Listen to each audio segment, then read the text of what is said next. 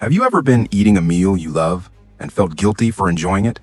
Or spent a Sunday watching your favorite show and had a voice in your head say, "You haven't earned this"? You finish the weekend, but you don't feel rested. You feel like you owe someone an apology. That feeling has a name, and it's more common than you think. It's called joy-shame, the constant sense that you don't deserve to feel good unless you've suffered enough first. And here's the thing, you weren't born with it. You were trained into it. From the moment we could understand language, we were taught a single operating system. Endure now, enjoy later. Suffer through school for the exam results. Suffer through your 20s for the career. Suffer through the career for retirement. We were turned into future-oriented machines. Your brain was quietly installed with one core belief. The present moment is a means, the future is the goal. So when you try to enjoy right now, your subconscious fires an alarm. You're spending what you haven't earned yet. And the result? You've turned your life into a waiting room, always waiting for the real life to begin, always waiting until you've suffered enough to deserve joy. Without realizing, you've been missing the entire movie. But wait, isn't delayed gratification supposed to be a good thing? What about the Stanford marshmallow experiment, the one that said kids who could wait for the second marshmallow became more successful? That experiment was overturned.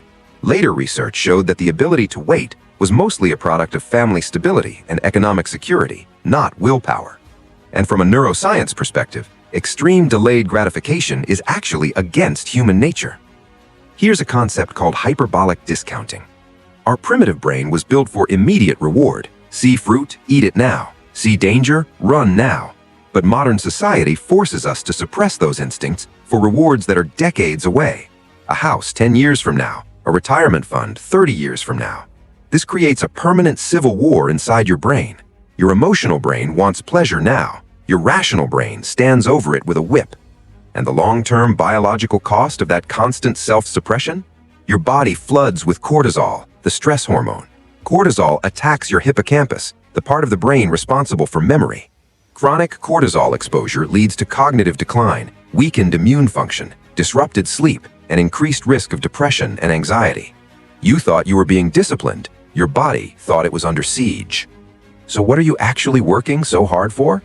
Does this mean you shouldn't plan for the future? Of course you should plan. The problem isn't planning. The problem is betting everything on the future. And here, physics has something important to say. The second law of thermodynamics tells us that the universe trends towards entropy, towards chaos and uncertainty. The future is high entropy, unpredictable, unguaranteed.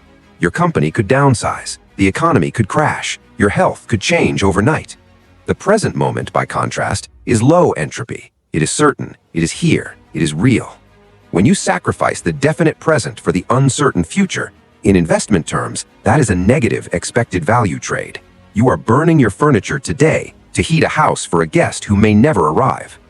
So does that mean just give in to every impulse, live for today and ignore everything else? No. It means changing your relationship with time entirely.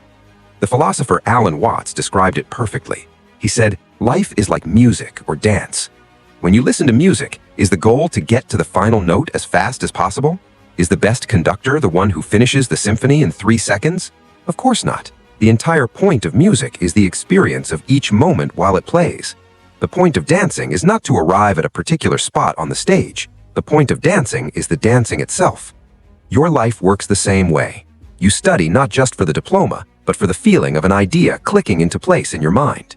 You work not just for the paycheck, but for the satisfaction of solving a hard problem. You rest not as fuel to work harder tomorrow. Rest is a destination in itself. Stop sacrificing this moment for the next one, because when the next moment arrives, it becomes this moment. If you never learn to inhabit this moment, you could live 10,000 years and never truly be alive. You would only ever be rushing. So you don't need to wait until you've achieved something great to deserve happiness. You deserve it right now. Joy does not require a certificate. Rest does not require a penance. Life is not a problem waiting to be solved. Life is a reality waiting to be experienced. When the music starts, your job is not to analyze the score. Your job is not to worry about when the song will end. Your job is to dance. So stop treating your life like a rehearsal. This moment, right now, is the actual performance. In a world that profits from your anxiety, may you have the courage to stop mid-rush and dance.